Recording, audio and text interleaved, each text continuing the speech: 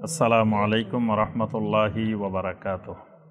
আলহামদুলিল্লাহি ওয়াহদা ওয়াসসালাতু ওয়াসসালামু আলা মান লা নাবিয়্যা বা'দা ওয়া আলা আলিহি ওয়া সাহবিহি ওয়া মাওয়ালা।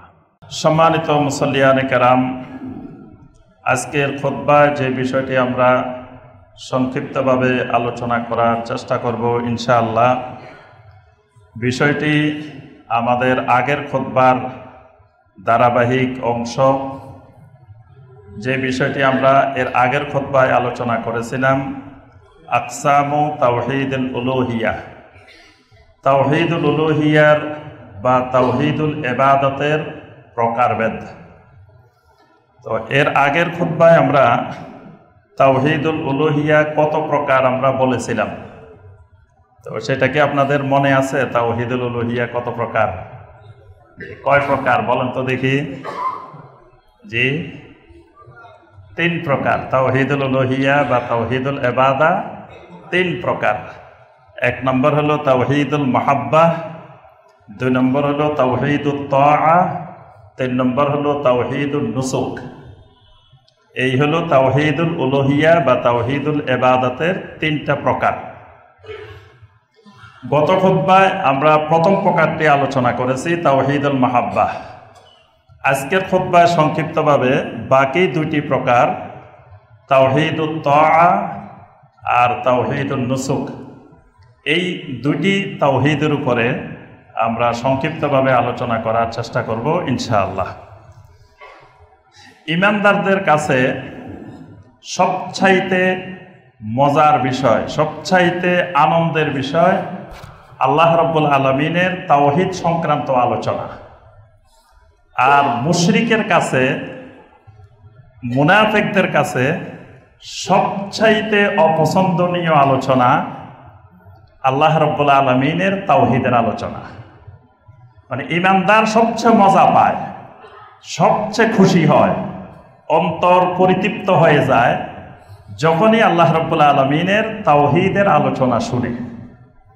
আর তাওহীদের আলোচনাটা সবচেয়ে বিরক্তিকর, সবচেয়ে কঠিন, সবচেয়ে অপছন্দনীয় মুশরিকদের নিকট এবং মুনাফিকদের নিকট। এই কথাটা আল্লাহ রাব্বুল আলামিন স্বয়ং নিজেই বলছেন।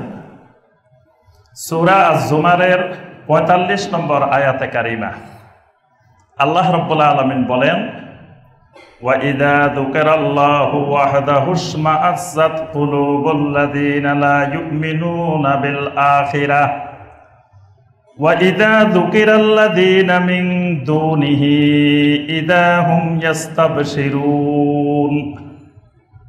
এখানে আল্লাহ রাব্বুল আলামিন বিশেষ করে মুশরিকদের চরিত্র, মুশরিকদের আখলাক আল্লাহ রাব্বুল আলামিন তুলে ধরেছেন। একদিন মসজিদে হারামের মধ্যে আল্লাহ রাসূল সাল্লাল্লাহু আলাইহি ওয়াসাল্লাম সূরা আন-নাজম তেলাওয়াত করতেছিলেন। সূরা আন-নাজম প্রথম দিকে নাজিল হওয়া একটি গুরুত্বপূর্ণ সূরা। আর কোরআনে কারিমের কিছু সূরা আছে আল্লাহ রাব্বুল আলামিন এই সূরাগুলোর মধ্যে এত বেশি আরবি ভাষার অলংকার, আরবি ভাষার বালাগাত আল্লাহ রাব্বুল আলামিন ব্যবহার করেছেন, যেটা আরবের কবি, সাহিত্যিক, পণ্ডিত, বুদ্ধিজীবীদেরকে একেবারে স্তব্ধ করে দিছে তাদের সামনে। এইরকম সূরাগুলোর মধ্য থেকে গুরুত্বপূর্ণ একটা সূরা, সূরা আন-নাজম। এটার মধ্যে আল্লাহ রাব্বুল আলামিন এমনভাবে এলমে আরুজ, এলমে বায়ান, এলমে বদি, এলমে কাফিয়া এমনভাবে আল্লাহ রাব্বুল আলামিন ব্যবহার করেছেন যেটা আরবের বড় বড় কবি, পণ্ডিত, বুদ্ধিজীবীদের কাছেও অকল্পনীয় ছিল। সুবহানাল্লাহ। আল্লাহ রাসূল সাল্লাল্লাহু আলাইহি ওয়াসাল্লাম একদিন দেখলেন মক্কা মুকাররমায় মসজিদে হারামের ভিতরে আরবের সবচাইতে বড় বড় পণ্ডিতেরা, বড় বড় কবি, সাহিত্যিকেরা সবাই মসজিদে হারামের মধ্যে বসা। আল্লাহ রাসূল সাল্লাল্লাহু আলাইহি ওয়াসাল্লাম এসেই নিজে এই সূরা আন-নাজমের তেলাওয়াত শুরু করে দিলেন। ওয়ান নাজমি ইযা হাওয়া মা দাল্লা সাহিবুকুম ওয়া মা গাওয়া ওয়া মা ইয়ানতিকু আনিল হাওয়া ইন হুয়া ইল্লা ওয়াহয়ুন ইউহা আল্লামাহু শাদীদুল কুওয়া যু মিররাতিন ফাস্তাওয়া ওয়া হুয়া বিল উফুকিল আ'লা। এইভাবে নবী সাল্লাল্লাহু আলাইহি সাল্লাম পুরা সূরা তাদের সামনে তেলাওয়াত করলেন। এই সূরাটাই প্রথম সূরা যেই সূরার মধ্যে সেজদার আয়াত আছে। এর আগে সেজদার আয়াতওয়ালা আর কোনো আয়াত বা সূরা নাজিল হয়নি। এই সূরার তেলাওয়াত শুনে পুরা মসজিদে হারামের মধ্যে যত কবি, সাহিত্যিক, পণ্ডিত, বুদ্ধিজীবী ছিল সবাই দৌড়ায় চলে আসছে যে মুহাম্মদ সাল্লাল্লাহু আলাইহি সাল্লামের জবান থেকে কি বের হচ্ছে, কি আশ্চর্যজনক কথা বের হচ্ছে। এরকম কথা তো আমরা জীবনে, এরকম আরবি অলংকার ভাষার প্রয়োগ আমরা তো আর কোনোদিন দেখিনি। সবাই শোনার জন্য চলে আসছে। এরপর আল্লাহ রাসূল সাল্লাল্লাহু আলাইহি সাল্লাম সূরা আন-নাজম তেলাওয়াত শেষ করলেন। শেষ করে যখন সেজদার আয়াত তেলাওয়াত করলেন, নবী সাল্লাল্লাহু আলাইহি সাল্লাম সেজদায় চলে গেলেন। নবী সাল্লাল্লাহু আলাইহি সাল্লামের সাথে সেই দিন সকল কাফের, মুশরিক এই সবগুলোই নবী সাল্লাল্লাহু আলাইহি সাল্লামের সাথে সেজদা করলেন। সুবহানাল্লাহ, সবাই সেজদায় পড়ে গেছে। মানে তেলাওয়াত শুনে এমন ভাবে তারা আকৃষ্ট হয়ে গেছে, তারা কি দুনিয়াতে আছে না আসমানে আছে না কোথায় আছে সেই খবরও আর তাদের নাই। নবী সাল্লাল্লাহু আলাইহি সাল্লাম তেলাওয়াত করে সেজদা করছেন, তারাও সেজদা করে ফেলছে। এই খবর কিন্তু আবিসিনিয়ায় পৌঁছে গেছিল। আবিসিনিয়ায় যে সমস্ত সাহাবায়ে কেরাম হিজরত করছিলেন তারা খবর পাইলেন যে মক্কার সব লোক মুসলমান হয়ে গেছে। যে ওই যে সেজদা করছে এই খবর সারা পৃথিবীতে ছড়িয়ে পড়ছে যে মুহাম্মদ সাল্লাল্লাহু আলাইহি ওয়াসাল্লামের সাথে মক্কার সব নেতা, সব বুদ্ধিজীবী সেজদা করছে। এই কথা শুনে আবিসিনিয়া থেকে কয়েকজন সাহাবী উসমান ইবনে মাযউন রাদিয়াল্লাহু তাআলার নেতৃত্বে আবার চলে আসছিলেন। তারা পরে তারা জেদ্দায় এসে বুঝতে পারছেন না আসলে ঘটনা এটা না। আচ্ছা, তো এখন এদেরকে সবাই ধরছে যে তোমরা বলতেছো মুহাম্মদ সাল্লাল্লাহু আলাইহি ওয়াসাল্লাম কোরআন বানায়, মুহাম্মদ সাল্লাল্লাহু আলাইহি ওয়াসাল্লাম নিজে বলে, তো তোমরাও তো গিয়ে মুহাম্মদ সাল্লাল্লাহু আলাইহি ওয়াসাল্লামের সাথে সেজদা করলা। এবার এই শয়তানেরা বলতেছে যে মুহাম্মদ সাল্লাল্লাহু আলাইহি ওয়াসাল্লাম যে সূরাটা তেলাওয়াত করছে এই সূরার মধ্যে আমাদের মাবুদদের প্রশংসা করা হয়েছে। নাউজুবিল্লাহ। কেমনে প্রশংসা করছে? তারা মাঝখান দিয়ে দুইটা আয়াত বানাইছে। তারা তো যারা শুনছে তারা কিন্তু সবাই বড় বড় কবি, পণ্ডিত, বুদ্ধিজীবী, সবাই দুইটা আয়াত বানাই দিছে। আফারাআইতুমুল লাতা ওয়াল উজ্জা ওয়া মানাতাস সালিসাতাল উখরা। আল্লাহ পাক বলছেন এইভাবে। এরপরে তারা বানাইছে তিলকাল গারানি কুল উলা ওয়া ইন শাফাআতুহুন্না লাতুরতাজা। নাউজুবিল্লাহ। এই দুই লাইন তাদের বানানো।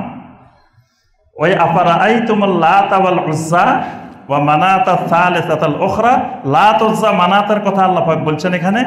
তার সাথে তারা যুক্ত করে দিয়েছে যে তিলকাল গারানি কুল উলা ওয়া ইন শাফাআতুহুন্না লাতুরতাজা।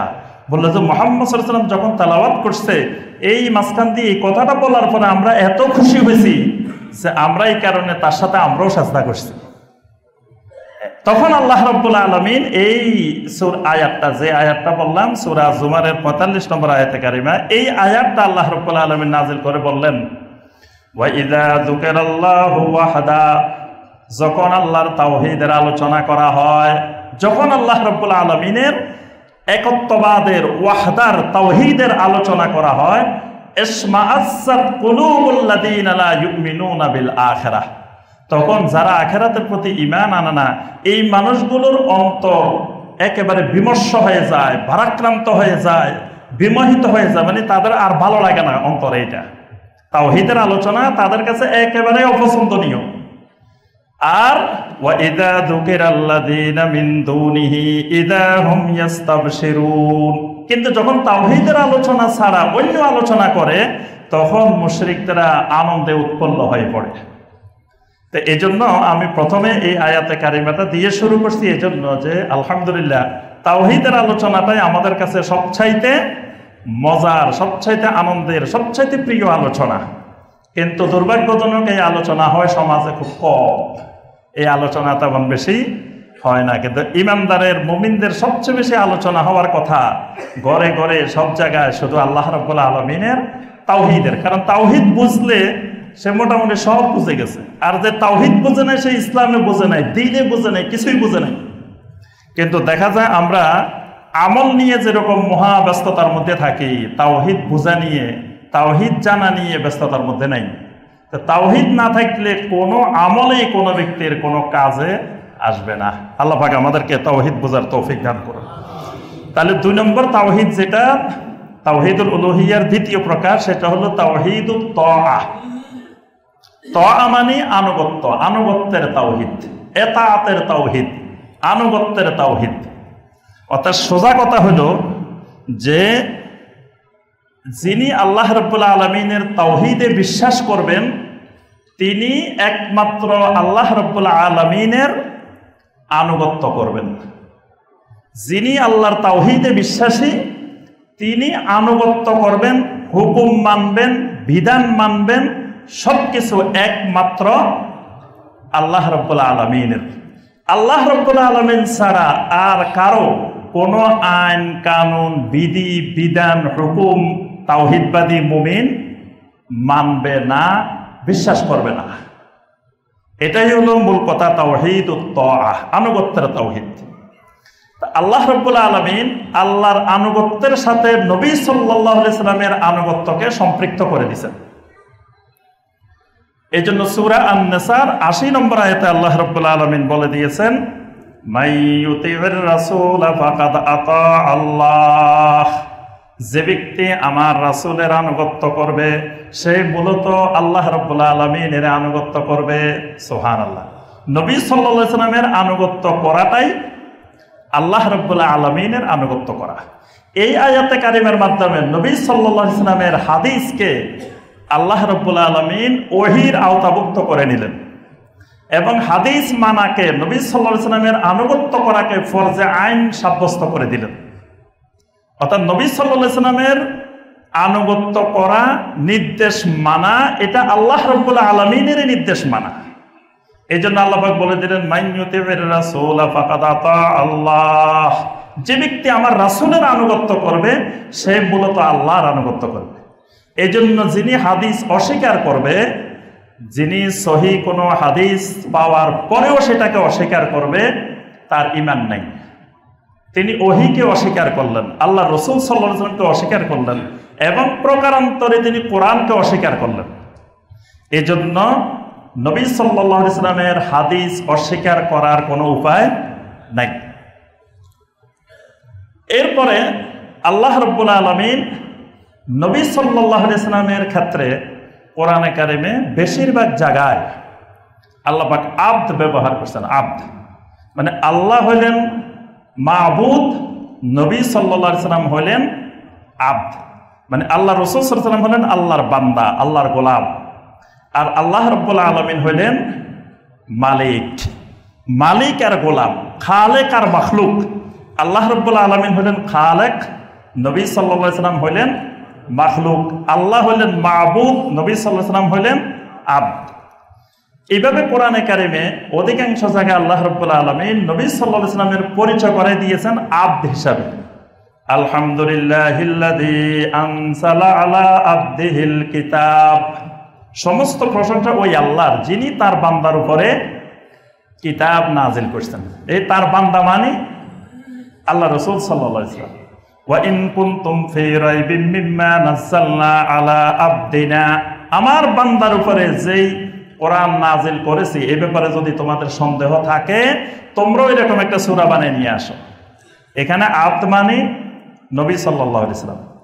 তারপরে মেরাজের আয়াতের মধ্যে, ইসরার আয়াতের মধ্যে আল্লাহ পাক বললেন, সুবহানাল্লাযী আসরা বিআবদিহি লাইলাম মিনাল মাসজিদিল হারাম ইলাল মাসজিদিল আকসা।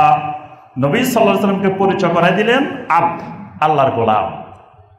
কিন্তু কোরআনে কারিমে 3টি ক্ষেত্রে আল্লাহ রাব্বুল আলামিন আল্লাহ সুবহানাহু ওয়া তাআলার সাথে একসাথে নবী সাল্লাল্লাহু আলাইহি ওয়াসাল্লামকে উল্লেখ করছেন। 3টি বিষয়ের ক্ষেত্রে। একটা বিষয় হলো মহব্বতের ক্ষেত্রে, ভালোবাসার ক্ষেত্রে। যেখানে আল্লাহ রাব্বুল আলামিনকে ভালোবাসার কথা বলছেন, মহব্বত করার কথা বলছেন, সেখানে নবী সাল্লাল্লাহু আলাইহি ওয়াসাল্লামকে মহব্বত করার কথা বলছেন। সূরা আলে ইমরানের 31 নম্বর আয়াত, কুল ইন কুনতুম তুহিব্বুনাল্লাহা ফাত্তাবিউনি ইউহিব্বুকুমুল্লাহ। এখানে আল্লাহ রাব্বুল আলামিনের মহব্বতের সাথে নবী সাল্লাল্লাহু আলাইহি ওয়াসাল্লামের ইত্তেবাকে সম্পৃক্ত করে আল্লাহর ভালোবাসা এবং নবী সাল্লাল্লাহু আলাইহি ওয়াসাল্লামের ভালোবাসাকে একসাথে সম্পৃক্ত করে দিয়েছেন। সূরা আল ফাতহের ৯ নম্বর আয়াত, লিতুমিনু বিল্লাহি ওয়া রাসূলিহি ওয়া তুআজ্জিরুহু ওয়া তুওয়াক্কিরুহু ওয়া তুসাব্বিহুহু বুকরাতাও ওয়া আসীলা। এখানে ওয়া তুআজ্জিরুহু ওয়া তুওয়াক্কিরুহু ওয়া তুসাব্বিহুহু বুকরাতাও ওয়া আসীলা, এখানে নবী সাল্লাল্লাহু আলাইহি ওয়াসাল্লামকে তাযীম করা, তাওকীর করাকে আল্লাহ রাব্বুল আলামিনের তাসবিহের সাথে সম্পৃক্ত করে দিয়েছেন। এভাবে কোরআন এবং হাদিসে অসংখ্য জায়গায় মহব্বতের ক্ষেত্রে আল্লাহকেও ভালোবাসতে বলছেন, নবী সাল্লাল্লাহু আলাইহি ওয়াসাল্লামকে একসাথে মহব্বত করতে বলছেন। দ্বিতীয় বিষয় হলো আনুগত্যের ক্ষেত্রে, যেখানে আল্লাহ পাক বলছেন আতিউল্লাহ, সেখানে আল্লাহ রাব্বুল আলামিন বলছেন আতিউর রাসূল, আতিউল্লাহ ওয়া রাসূলাহু। শুধু আল্লাহর আনুগত্য করো এটা বলেন নাই, আল্লাহর পাশাপাশি তার রাসূলের আনুগত্য করো। এই কথাটা আনুগত্যের ক্ষেত্রে আল্লাহ এবং রাসূলকে একসাথে আল্লাহ রাব্বুল আলামিন উল্লেখ করেছেন। এরপরে আরেকটা বিষয় কোরআনে কারিমের মধ্যে আমরা দেখি যে আল্লাহ রাব্বুল আলামিন যেখানে আল্লাহর ক্ষেত্রে আল্লাহ রাব্বুল আলামিন ব্যবহার করছেন, সেখানে নবী সাল্লাল্লাহু আলাইহি সাল্লামকেও একসাথে আল্লাহ রাব্বুল আলামিন সম্পৃক্ত করেছেন। সেটা হলো ঈমান আনার ক্ষেত্রে, আমিনু বিল্লাহি ওয়া রাসূলিহি লিতুমিনু বিল্লাহি ওয়া রাসূলিহি। ঈমানের ক্ষেত্রে আল্লাহর সাথে রাসূলকে উল্লেখ করছেন, অর্থাৎ ঈমানের ক্ষেত্রে, মহব্বতের ক্ষেত্রে, আনুগত্যের ক্ষেত্রে তিন জায়গায় আল্লাহ রাব্বুল আলামিন নবী সাল্লাল্লাহু আলাইহি ওয়াসাল্লামকে একসাথে একত্রিত করছেন। এই জন্য আনুগত্যের তাওহীদটা হলো আল্লাহ রাব্বুল আলামিনের এবং আল্লাহর রাসূলের আনুগত্য করা। এটাই হলো আল্লাহ রাব্বুল আলামিনের আনুগত্যের তাওহীদ। এখন আমি আল্লাহর আনুগত্য করি, এটা বোঝা যাবে কিভাবে? আমি এমনি দাবি করলাম যে আমি আল্লাহর আনুগত্য করি, আল্লাহকে মানি, তাহলে কি তাওহীদ এসে যাবে? আসবে না। আল্লাহ সুবহানাহু ওয়া তাআলাকে আমি মানি, আল্লাহ রাসূল সাল্লাল্লাহু আলাইহি ওয়াসাল্লামের আনুগত্য করি, এটা বোঝা যাওয়ার মাধ্যম হলো দুইটা। এটি বোঝা যাওয়ার মাধ্যম হচ্ছে দুইটা। একটা মাধ্যম হলো আত-তাআতু ফিত তাহলিল ওয়াত তাহরীম, মানে হালাল করা এবং হারাম করার ক্ষেত্রে আনুগত্য করা। হালাল এবং হারাম, বান্দার জন্য কোনটা হালাল কোনটা হারাম, এটা নির্ধারণ করবেন একমাত্র আল্লাহ রাব্বুল আলামিন এবং আল্লাহ রাসূল সাল্লাল্লাহু আলাইহি ওয়াসাল্লাম। এর বাহিরে আর কারো কোনো ইখতিয়ার নাই। তিনি মানুষের জন্য, আল্লাহর বান্দাদের জন্য কোনো জিনিসকে হালাল করবেন অথবা কোনো জিনিসকে হারাম করবেন। তো বান্দা যখন আল্লাহর হালাল করা জিনিসকে হালাল হিসাবে মেনে নিবে, আল্লাহ রাব্বুল আলামিনের হারাম করা জিনিসকে যখন হারাম হিসাবে মেনে নিবে, বোঝা যাবে এই আল্লাহর বান্দা আল্লাহর আনুগত্য করে। কিন্তু আল্লাহর হারাম করা বিষয়কে এই বান্দা হালাল মনে করে, আল্লাহ রাব্বুল আলামিনের হারাম করা জিনিসকে বান্দা হালাল মনে করে, বুঝতে হবে এই আল্লাহর বান্দা আল্লাহ রাব্বুল আলামিনের আনুগত্য করে না, এর ভিতরে আল্লাহর তাওহীদ নেই। অর্থাৎ তাওহীদ বোঝা যাওয়ার এক নম্বর মাধ্যম আল্লাহ পাক যেটাকে হালাল করছেন সেটাকে হালাল হিসাবে মেনে নেওয়া, হালাল হিসাবে গ্রহণ করা। আল্লাহ রাব্বুল আলামিন যেটাকে হারাম করেছেন সেটাকে হারাম হিসাবে মেনে নেওয়া, হারাম হিসাবে গ্রহণ করা।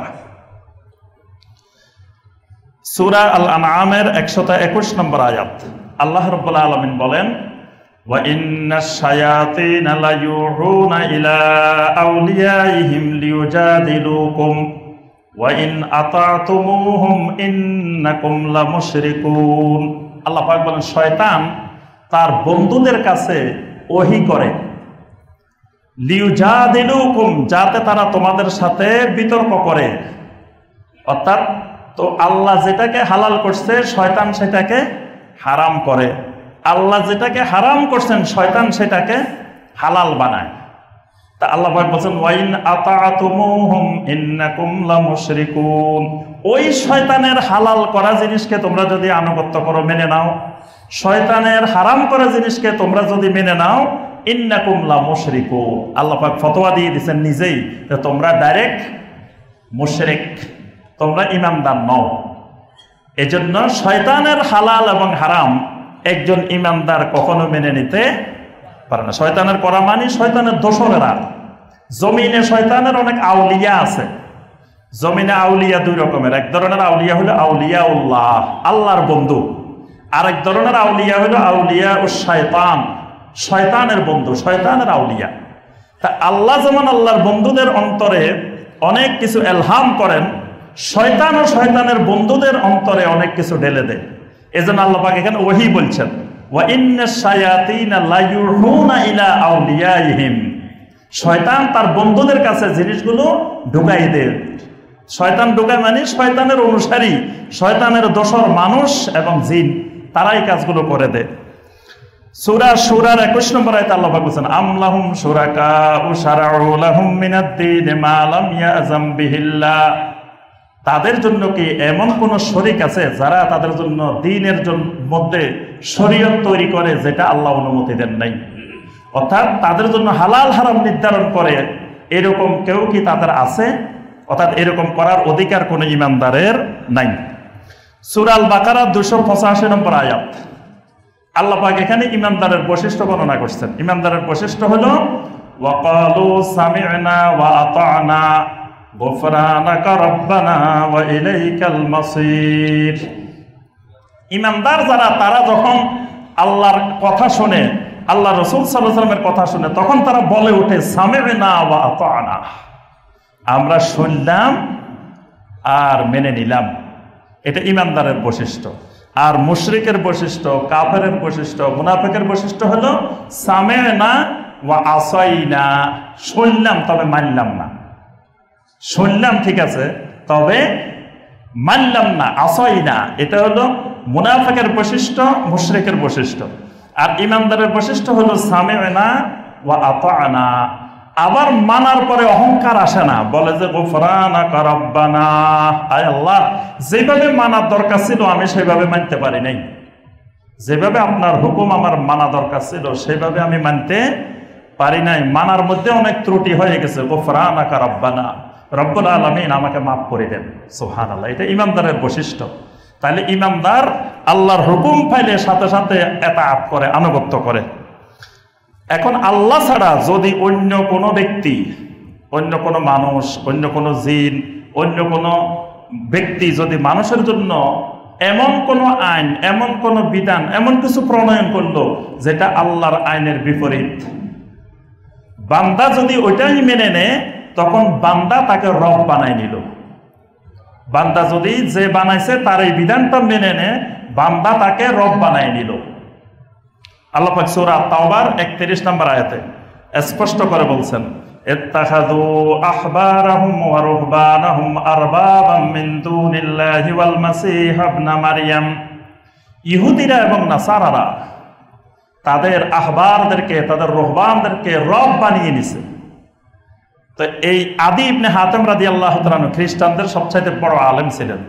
তিনি নবী সাল্লাল্লাহু আলাইহি ওয়াসাল্লামকে জিজ্ঞাসা করলেন, আমরা তো কোনোদিন আমাদের আহবারদের, রহবানদের সাজদাও করি নাই, ইবাদতও করি নাই, কিন্তু আল্লাহ বলতেছেন আমরা নাকি তাদেরকে রব বানাই নিছি, জিনিসটা তো আমরা বুঝি নাই। নবী সাল্লাল্লাহু আলাইহি ওয়াসাল্লাম বললেন, তারা তোমাদের জন্য যে সমস্ত জিনিসকে হালাল বানাই দিছে তোমরা সেটাকে হালাল মেনে নিয়েছো, আর তারা তোমাদের জন্য যে সমস্ত জিনিসকে হারাম বানিয়ে দিয়েছে তোমরা সেগুলোকে হারাম হিসাবে মেনে নিয়েছো। ফাতিলকা ইবাদাতুহুম, এটাই তাদের ইবাদত, এটাই তাদেরকে রব বানানো। এই জন্য তাওহীদুত তাআ প্রথম বুঝার মাধ্যম হলো হালাল এবং হারাম করার ক্ষেত্রে আল্লাহ এবং রাসূলকে একমাত্র হালাল হারামের মালিক হিসাবে মেনে নেওয়া। 2 নম্বর মাধ্যম আত-তাআতু ফি ইলতিজামিশ শারঈ, অর্থাৎ জীবনের সর্বক্ষেত্রে, জীবনের সকল জায়গায় শরীয়তের বিধিবিধানকে নিজের উপরে আবশ্যক করে নেওয়া। যদি করে নেওয়া যায় তাহলে বুঝতে হবে আমার ভিতরে আল্লাহর তাওহীদ আসছে। কিন্তু যদি মনে করি না এখানে মসজিদে আসলে আল্লাহর বিধান, ঘরে গেলে আর আল্লাহর বিধান দরকার নাই, সেখানে আমার বিধান, ঘরের বাইরে মার্কেটে গেলে আমার স্ত্রীর বিধান, আরেক জায়গায় গেলে আরেকজনের বিধান, এক এক জায়গায় এক একজনের বিধান, তাহলে বুঝতে হবে এই লোকের ভিতরে আল্লাহ রাব্বুল আলামিনের তাওহীদ এখনো ঢুকে নেই। যদি সব জায়গায় আল্লাহ রাব্বুল আলামিনের বিধান অনুযায়ী চলার আমি চেষ্টা করি, তাহলে বুঝতে হবে আমার ভিতরে আল্লাহ রাব্বুল আলামিনের তাওহীদ ঢুকছে। এটার নাম হলো আত-তাআতু ফি ইলতিজামিশ শারঈ, মানে শরীয়তের বিধানকে জীবনের সর্বক্ষেত্রে সকল জায়গায় নিজের উপরে আবশ্যক করে নেওয়া।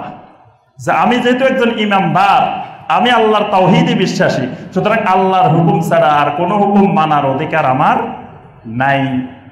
সুতরাং আমি যেখানে যাব সেখানে আল্লাহর বিধান, যেখানে যাব সেখানে আমার নবীর সুন্নাত, এর বাহিরে দ্বিতীয় বিকল্প কোনো পন্থা আমার সামনে খোলা নাই। যদি বিকল্প পন্থা খোলা থাকে, বুঝতে হবে আমার মধ্যে এখনো আল্লাহ রাব্বুল আলামিনের তাওহীদ ঢুকে নাই, আল্লাহর একত্ববাদের প্রতি ঈমান আসে নাই। এটা বোঝা যাবে কেমনে? এটা বোঝা যাবার তিনটা মাধ্যম আছে।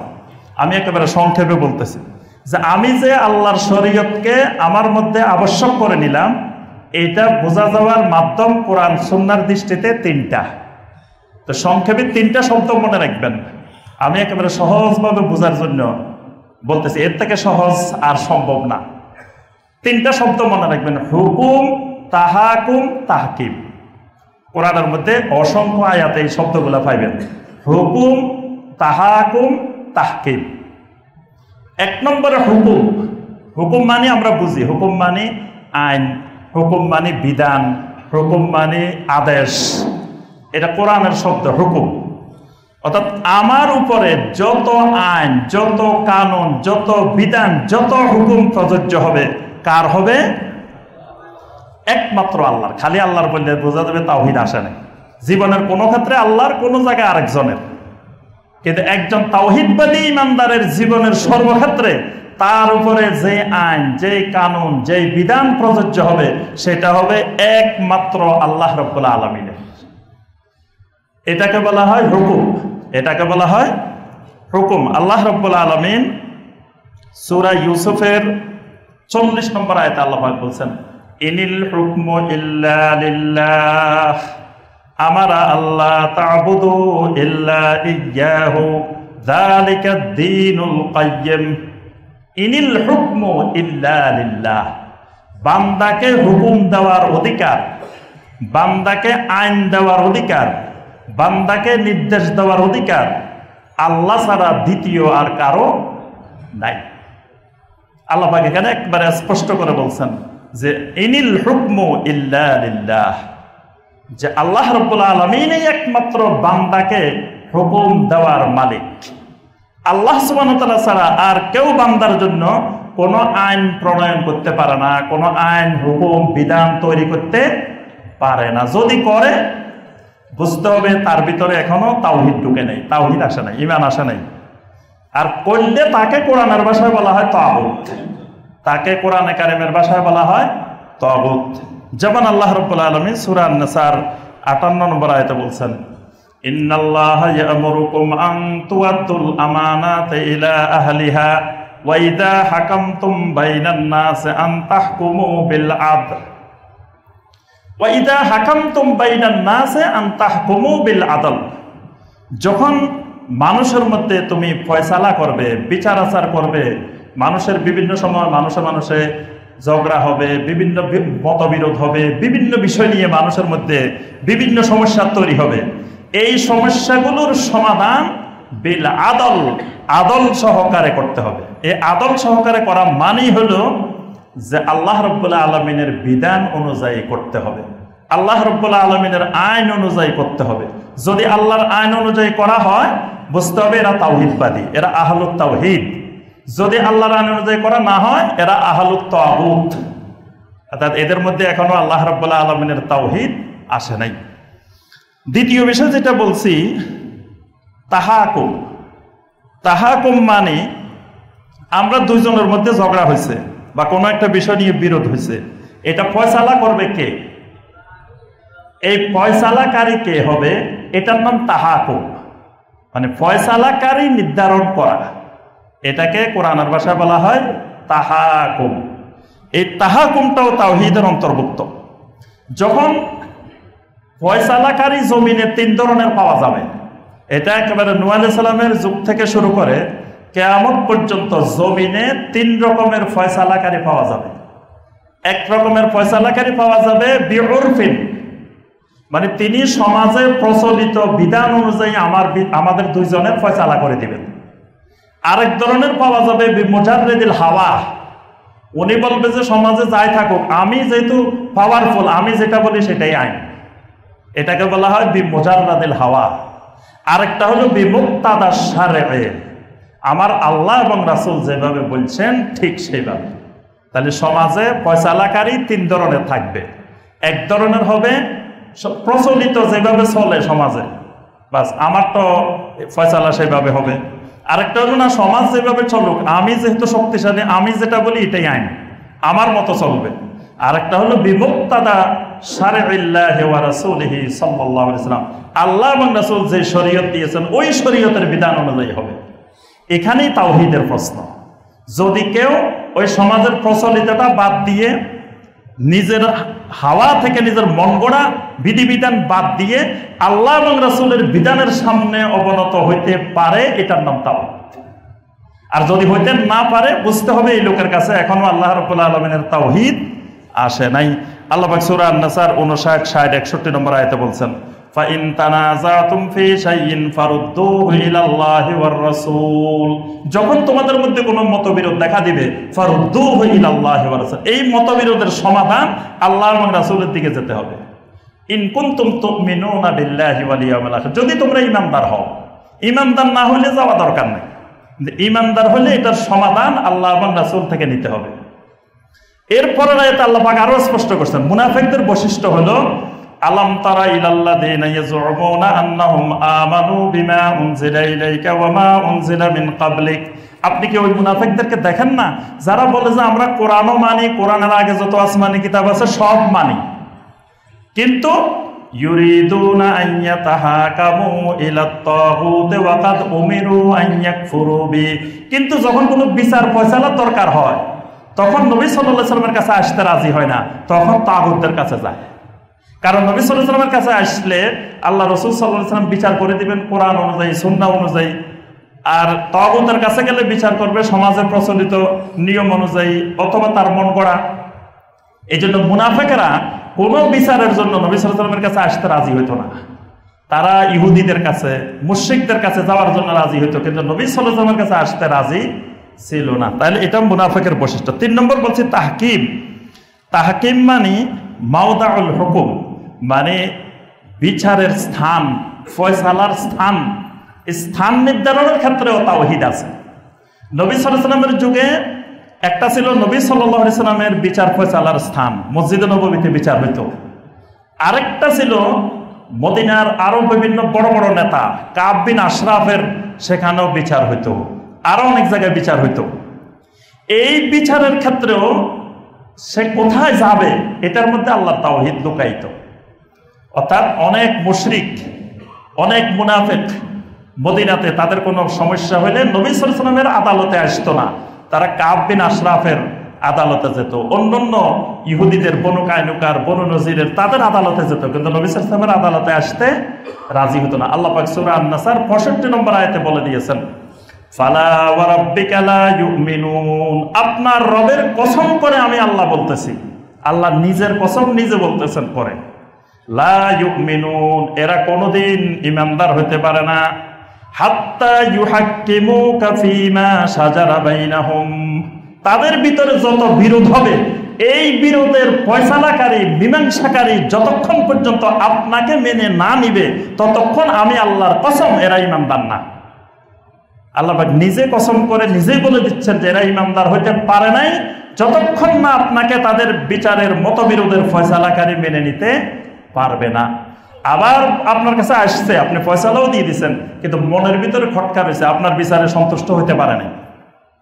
আপনার বিচারের পরে আরেকজনের কাছে যায়, অমুকের কাছে যায়, আরেক সাহাবীদের কাছে যায়, অন্যদের কাছে যায়, এরও ঈমানদার না যতক্ষণ পর্যন্ত আপনার বিচারের উপরে সন্তুষ্ট হইতে না পারে। এটাকে বলা হয় তাহকিম। তাহলে হুকুম, তাহাকুম, তাহকিমের ক্ষেত্রে একমাত্র আল্লাহ এবং রাসূলকে মেনে নেওয়ার নাম হলো আল্লাহ রাব্বুল আলামিনের তাওহীদ। সর্বশেষ যে তাওহীদ, তাওহীদুন নুসুক। নুসুক মানে হলো, নুসুকটা বোঝা একটু কঠিন, এই জন্য দেখেন সূরা আল-আনআমের 162 নম্বর আয়াতে আল্লাহ পাক একসাথে দুইটা কথা বলছেন, কুল ইন্না সলাতি ওয়া নুসুকি ওয়া মাহইয়ায়া ওয়া মামাতি লিল্লাহি রাব্বিল আলামিন। একজন ইমানদারের ঘোষণা, ইন্না সলাতি, আমার সলাত। সলাত মানে খালি নামাজ না, যত রকমের শারীরিক ইবাদত আছে সব। আরেকটা হলো ওয়া নুসুকি, আল্লাহ ভাই বলছেন নুসুকি ইবাদত, এগুলো একমাত্র লিল্লাহি রাব্বিল আলামিন, একমাত্র আল্লাহর জন্য। তো সলাত কিন্তু আল্লাহ ছাড়া কারো জন্য কেউ আদায় করে না। দেখবেন যে নামাজটা যতজনে আদায় করে আল্লাহর জন্য আদায় করে, অন্য কারো সামনে সলাত আদায় করে না। কিন্তু নুসুকি ইবাদত না বোঝার কারণে মানুষ শিরিক করে নুসুকের মধ্যে বেশি। নুসুক মানে উৎসর্গ করা, নুসুক মানে উৎসর্গ করা, ব্যয় করা। যেমন ধরেন মসজিদে আপনি খুতবা শুরু হলে তখনও আসতে পারতেন, খুতবা শুরু হবে আপনার ধরেন 1:20 মিনিটে, তা আপনি 1:20-এও আসতে পারতেন, রাস্তায়ও দাঁড়াইতে পারতেন, অথবা জামাত শুরু হয়ে যাচ্ছে তখনও তো আসতে পারতেন। কিন্তু আপনি 10টা বাজে আসি বসে দিয়েছেন। এই যে 10টা থেকে এই যে 2টা পর্যন্ত মসজিদে বসে রইলেন, এই যে সময়টা 4 ঘন্টা সময় ব্যয় করলেন, এই সময়টা ইবাদত। এই সময়টা কি? এই 4 ঘন্টা সময় আল্লাহ রাব্বুল আলামিনের ইবাদতে অতিবাহিত হয়েছে। কি ইবাদত করছেন? এই ইবাদতটার নাম নুসুকি ইবাদত। এই ইবাদতের নাম নুসুকি ইবাদত, মানে আল্লাহর জন্য সময় ব্যয় করা, অর্থ ব্যয় করা, তারপর মানে যা কিছু করব আমি আল্লাহর জন্য উৎসর্গ করা। এই রকম ইবাদতকে শরীয়তের ভাষায় বলা হয়, কোরআনের ভাষায় বলা হয় নুসুকি ইবাদত। এই নুসুকের মধ্যেও তাওহীদ থাকতে হবে। যেমন এটা একবার সংক্ষেপে বলে আমরা শেষ করতেছি, কয়েকটা উদাহরণ দিলে বুঝবেন নুসুকি ইবাদতটা কিরকম। যেমন ধরেন দোয়া, দোয়া একটা ইবাদত। এই দোয়াটা করতে হবে একমাত্র আল্লাহ রাব্বুল আলামিনের কাছে।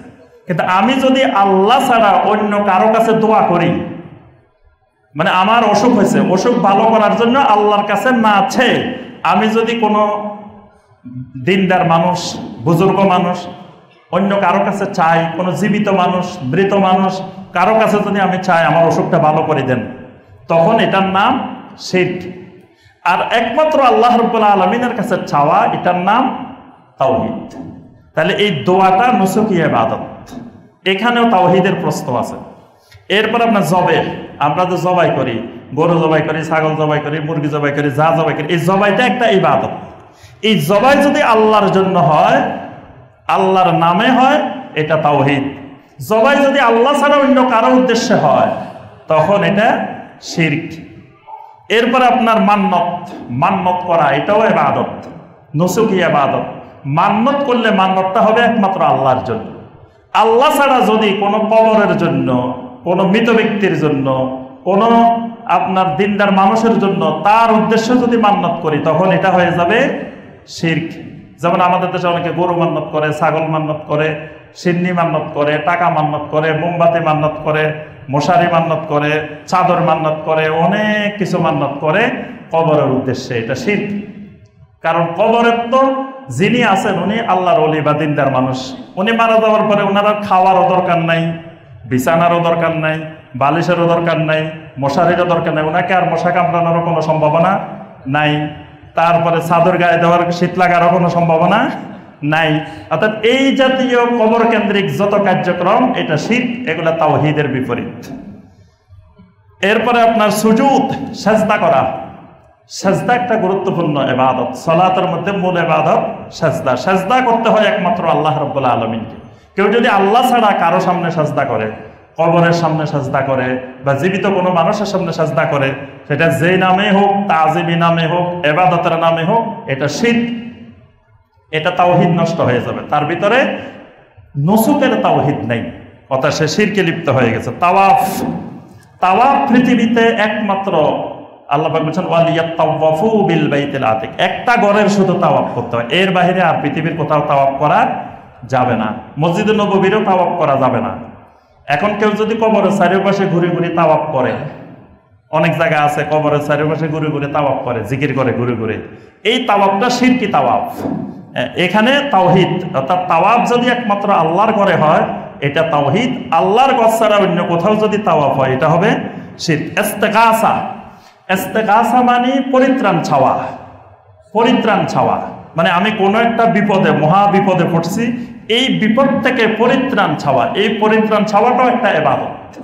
এই পরিত্রাণ ইস্তেগাসা চাইতে হবে একমাত্র আল্লাহ রাব্বুল আলামিনের কাছে। আল্লাহই হলেন গাউসুল আজম। গাউস মানে পরিত্রাণকারী, যিনি পরিত্রাণ দেন। আজম মানে মহান, মহান পরিত্রাণকারী একমাত্র আল্লাহ রাব্বুল আলামিন।